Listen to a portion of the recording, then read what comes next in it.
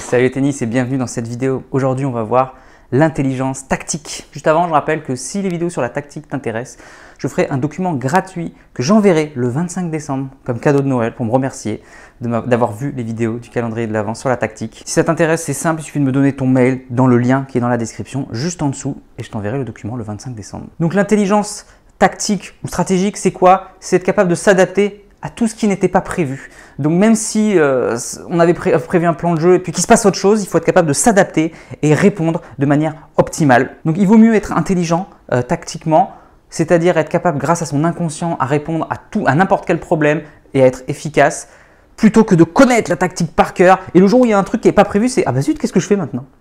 Donc c'est ça, l'intelligence tactique, c'est comment réagir au quart de tour grâce à son inconscient. Et évidemment, ça se travaille. Plus on va travailler des situations et plus on va développer cette intelligence. Plus on aura vu tous les problèmes qui existent, entre guillemets, une majorité de problèmes, plus on pourra répondre de manière optimale. Donc ça ne sert à rien de dire « Oh bah du coup ça ne se travaille pas vu que c'est imprévu ». Et non, au contraire, il faut tout travailler, tout essayer d'anticiper pour le jour où ça arrive, et bien bam, hop, on a une solution parce qu'on a déjà travaillé. En plus, il faut le mettre en place quotidiennement pour que ça pénètre dans l'inconscient et qu'on puisse le ressortir au quart de tour.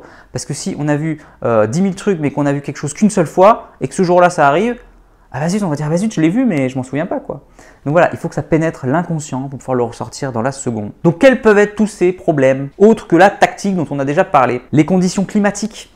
C'est sûr que le jour où il pleut, le jour où la balle est molle, elle est ralentie, le jour où il fait très chaud, c'est très sec, les conditions ne sont pas du tout les mêmes. Nadal l'a toujours dit à Roland-Garros, selon si le terrain est très lourd, très humide, ou selon s'il fait très chaud, que la terre est très sèche, ça n'a pas du tout le même impact. Si on joue à 15 h ou à 22 h sous le toit, ce n'est pas les mêmes conditions. Pareil pour la chaleur, s'il fait 45 degrés à l'Open d'Australie, et puis qu'à Paris il fait 15 degrés et qu'il pleut, c'est pas du tout les mêmes conditions non plus. Donc il y a une notion de balle, la lourdeur, etc., la vitesse de balle, etc. Mais il y a une notion aussi personnelle, le physique. Est-ce que moi j'aime bien les grosses chaleurs? Est-ce que j'aime bien le frais? Comment mon corps réagit? Est-ce que je suis plus mou, plus lent, etc. Donc ça, les conditions climatiques sont à prendre en compte. À côté de ça, il y a est-ce que mon adversaire est gaucher? Ah bah zut, j'ai prévu toutes les stratégies, mais que si mon adversaire est droitier. Là il est gaucher, comment je fais? Donc est-ce que mon adversaire est gaucher? Ça c'est quelque chose qu'il faut repérer. J'ai beau mettre en place tout, mon adversaire est meilleur que moi. Comment je fais pour jouer contre un adversaire meilleur que moi? Comment je fais pour m'en sortir? Est-ce que je suis condamné? Les revers à une main, les revers à deux mains, bah, c'est pas du tout la même chose en fait. Zut! Moi j'ai joué que des revers à deux mains et là je joue un revers à une main qui est complètement différente d'habitude. D'habitude, moi je suis un lifter, je joue sur le revers à une main, mais là le mec a un revers à deux mains et il arrive à me contrer facilement grâce à sa main gauche. Bah zut, comment je fais? Eh ben, il faut s'adapter, changer de stratégie. Moi je suis un joueur de double, j'aimerais bien connaître la tactique du double parce que du coup on a parlé que des trucs, mais là c'était que du simple.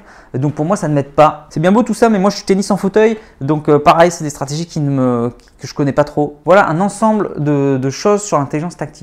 Et on va les revoir lors des prochaines vidéos. J'essaierai d'aller un peu plus en profondeur, évidemment.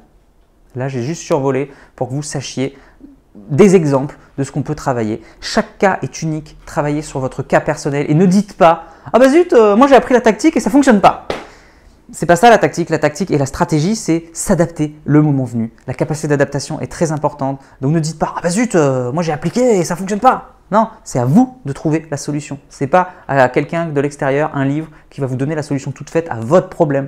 Donc c'est à vous de trouver la solution à votre problème. C'est ça l'intelligence stratégique, l'intelligence tactique. Et évidemment, tout part de deux choses. L'observation de la situation. Donc évidemment, il y a l'œil pour repérer la vitesse de balle, etc. Mais il y a aussi la capacité à est-ce que je suis focus sur un élément? Est-ce que je suis focus sur un large spectre? La fameuse concentration de Nitfer que j'ai déjà présenté dans des vidéos sur la préparation mentale. N'hésitez pas à aller voir. Donc voilà, la vision, l'analyse, c'est le plus important.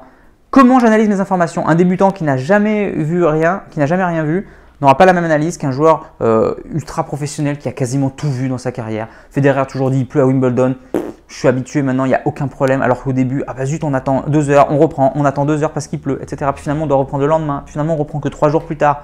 C'est épuisant pour les joueurs. Mais finalement, en fin de carrière, les joueurs sont habitués. Donc il y a l'expérience évidemment qui rentre en compte. Il y a l'état d'esprit évidemment. Mais voilà, il y a aussi la connaissance. C'est sûr que si on a une connaissance, ça peut servir. Donc, il faut avoir la connaissance plus l'expérience. C'est sûr que c'est le top du top. Mais voilà, l'intelligence tactique, ça se travaille. Beaucoup de joueurs refusent de se faire ce travail. Oh non, mais moi, je vais m'entraîner. Qu'est-ce que tu fais? Moi, je fais des gammes. Mais pourquoi tu fais pas de match? Ah, mais moi, j'ai pas besoin. Ah, d'accord. Bon, bah, du coup, qu'est-ce qui s'est passé en match? Oh, je comprends pas. J'ai joué un mec qui faisait que des chops. J'ai pris 2 et 2. Ça m'énerve ce sport. J'ai fait que des fautes. Je jouais très mal. Ok. Donc, travaillez-le. Donc, l'observation, l'analyse Et il y a même 3 éléments en fait, parce que du coup, il y a la prise de décision qui découle de l'analyse. En fonction de mon analyse, je vais avoir une prise de décision. Et c'est là que rentre en compte tout le processus psychologique, les connaissances, l'intelligence tactique, c'est là qu'elle est en fait. Tout ce que je vous ai parlé avant, c'était des exemples. Mais voilà, l'intelligence, elle se fait là. Observation, analyse, interprétation et prise de décision. Et c'est de votre responsabilité. Voilà, c'est une notion qui me tient particulièrement à cœur, hein, l'intelligence stratégique, l'intelligence tactique. En plus, le mot intelligence ne veut rien dire, absolument rien. On sait qu'il y a 50 000 définitions. Mais je trouve que c'est un mot quand même qui parle, quand même pour résumer, pour dire que la tactique, c'est pas quelque chose qu'on apprend par cœur et puis basta. Pour moi, l'intelligence tactique, ça signifie que justement, voilà, on est capable de s'adapter grâce à notre inconscient, mais aussi d'improviser avec de nouvelles choses. Donc très important ce concept, pour moi il est capital et je voulais absolument en parler aujourd'hui avec vous. Voilà, c'est tout pour cette vidéo. Dans les prochaines vidéos, du coup on parlera de ces intelligences tactiques et on essaiera de revenir sur un domaine précis à chaque fois pour essayer de travailler un peu plus en profondeur, essayer de développer votre intelligence tactique.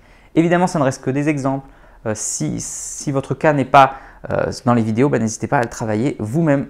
Et puis n'hésitez pas à me le mettre en commentaire, ça m'intéresse. Pour cette vidéo, je me suis inspiré des fondamentaux tactiques que je trouve très intéressants. Si vous voulez passer à la vitesse supérieure, n'hésitez pas à aller l'acheter. Je vous mets le lien dans la description juste en dessous si vous voulez passer à la vitesse supérieure au niveau de la tactique ou l'offrir à quelqu'un pour Noël. Moi je vous dis à demain. En attendant, n'oubliez pas, allez jouer au tennis, développez votre intelligence tactique, progressez et surtout, faites-vous plaisir. Ciao.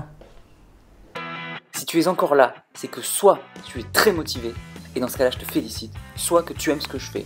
Dans tous les cas, s'il te plaît, laisse un commentaire pour donner ton opinion et soutiens mon travail, soit en partageant les vidéos, c'est important pour l'algorithme, soit en allant sur Tipeee. Tu peux aller encore plus loin en t'abonnant à ma newsletter où je te donnerai plein de conseils. Rien de plus facile, clique sur le lien dans la description. À bientôt.